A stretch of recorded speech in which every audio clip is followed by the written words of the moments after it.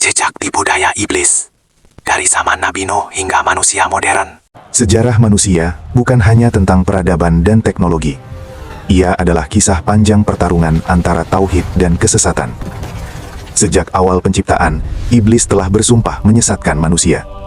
Salah satu strateginya yang paling halus adalah sesuatu yang tampak sederhana, gambar dan patung. Pada masa Nabi Nuh alaihi salam, manusia hidup di atas tauhid. Namun iblis tidak langsung mengajak mereka menyembah berhala. Ia memulai dengan penghormatan.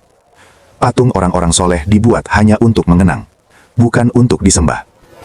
Tetapi generasi berganti, ilmu memudar, penghormatan berubah menjadi pengagungan, pengagungan berubah menjadi ketergantungan, dan akhirnya menjadi penyembahan. Itulah kesyirikan massal pertama dalam sejarah manusia. Berabad-abad kemudian, pada masa Nabi Ibrahim alaihissalam, berhala kembali diagungkan. Patung-patung megah berdiri di ruang publik.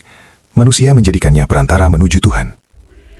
Nabi Ibrahim menghancurkannya, bukan hanya memecah batu, tetapi menghancurkan cara berpikir yang rusak.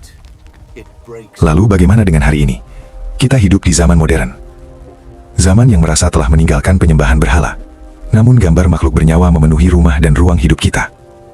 Patung berdiri di pusat kota, wajah dipajang di jalan-jalan. Gambar makhluk bernyawa menjadi hiasan di hampir setiap kemasan produk-produk rumah tangga. Semuanya disebut seni, budaya, hiburan. Tanpa sadar, pola lama itu kembali, hanya dalam bentuk yang lebih halus. Dalam ajaran Islam, disebutkan bahwa malaikat rahmat tidak memasuki tempat yang dipenuhi gambar makhluk bernyawa dan patung.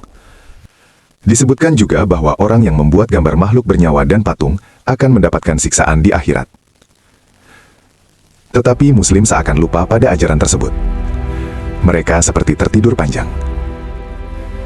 Di tengah kondisi ini, muncul sosok bernama Muhammad Qasim, yang dikenal melalui kesaksiannya tentang mimpi-mimpi yang ia klaim sebagai peringatan bagi umat.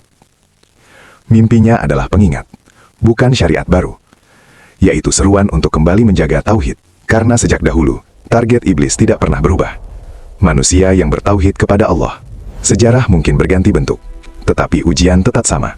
Pertanyaannya hari ini bukan sekadar, apakah kita menyembah gambar makhluk bernyawa dan patung, melainkan, apakah Allah ridho dengan gambar makhluk bernyawa dan patung yang memenuhi hidup kita? Sebab ketika manusia jauh dari pertolongan Allah, itulah kemenangan iblis yang sesungguhnya. Dan setiap peringatan seharusnya mengajak kita untuk kembali berpikir, merenung, dan kembali kepada Tuhan.